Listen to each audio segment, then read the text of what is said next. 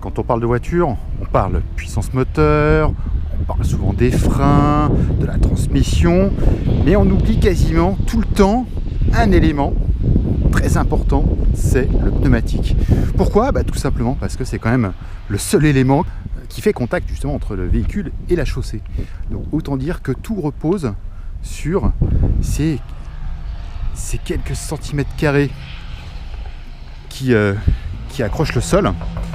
La surface de contact d'un pneumatique sur la chaussée, c'est l'équivalent d'une feuille A4. Alors pour cette Focus RS, il y a eu deux types de pneumatiques qui ont été développés spécifiquement par Michelin. Et on va aller voir justement le papa de ce pneumatique qui va nous en dire un peu plus. Parce que c'est vraiment une science assez complexe et dont on parle très peu. Voilà, donc c'est des pneus qu'on a fait spécifiquement et sur mesure pour la Focus RS pour aller chercher les performances spécifiques de cette voiture. Comme vous le savez, on a un gros partenariat entre Michelin et Ford Performance, où Michelin est le seul fournisseur de pneumatiques depuis maintenant un peu plus d'un an pour tous les véhicules de la gamme Ford Performance à travers le monde. Ça va de la Ford GT en passant par la Mustang et la Focus RS. Et on a des pneus ici typés haute performance, donc un pneu Michelin Pilot Sport Cup 2 qui lui est un semi-slick qui est vraiment le trait d'union entre la compétition et le pneu routier, et un pneu Michelin Pilot Super Sport qui lui est un pneu à haute performance avec des capacités sur circuit. Vous savez, cette Focus RS, elle a quelques contraintes qui font aussi son charme. C'est un véhicule qui a une certaine masse, presque 1,6 tonne.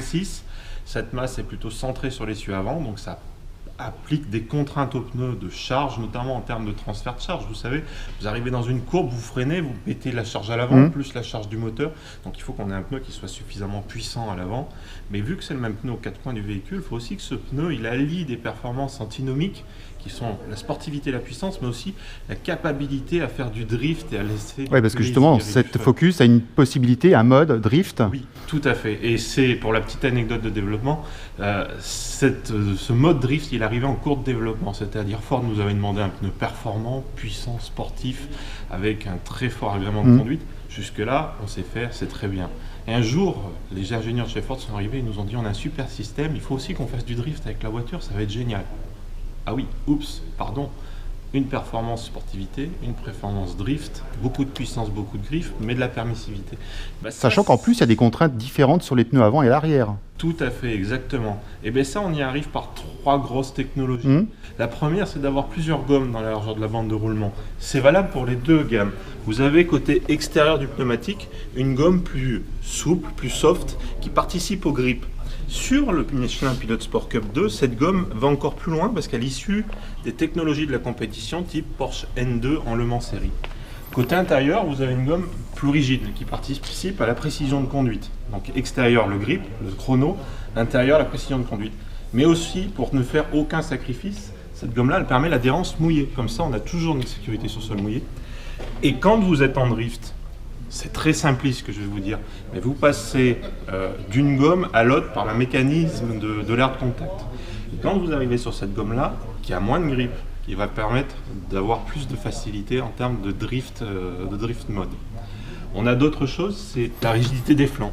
La rigidité des flancs, autant d'un pneu que de l'autre, a été spécifiquement réadaptée à la Focus RS et à ses contraintes, comme je vous disais, de masse, de façon à ce que quand on arrive en courbe, il n'y ait aucun sous-virage, de façon à avoir le plus grand plaisir de conduite possible.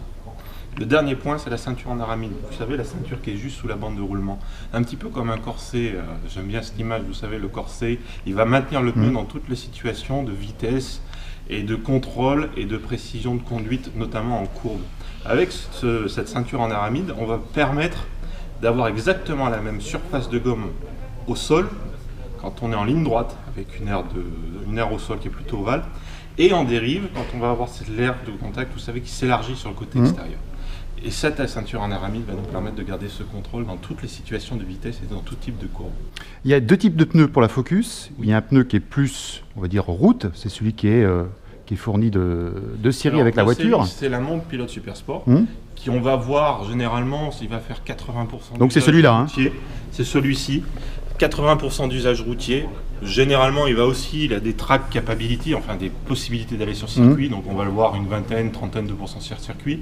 Et pour vraiment les amateurs de circuit qui veulent faire du track day, vous avez en option la montre Michelin Pilot Sport Cup 2, qui elle est vraiment orientée lap time, perfo et performance, notamment sur sol sec. Il est homologué route. Et vous pouvez aller de chez vous au circuit, par la route, sans avoir besoin de changer de pneu. Donc on voit bien qu'en fait il y a des différences de structure déjà. Hein. Voilà, donc vous avez quand même une sculpture qui est nettement moins entaillée, vous voyez, plus massive, avec une gomme issue de la compétition, comme je vous disais. On va vraiment aller chercher du chrono, du lap time, donc, et beaucoup plus de grip, etc. Donc c'est pour ça que celui-ci est moins adapté pour la fonction drift. On s'est surtout orienté à avoir de la performance circuit. Donc on s'est dit, si on veut faire du drift, on va plutôt partir sur le pilote super sport. Il est capable, mais on met la barre beaucoup plus haut. Donc autant partir sur le pilote super sport pour faire du drift.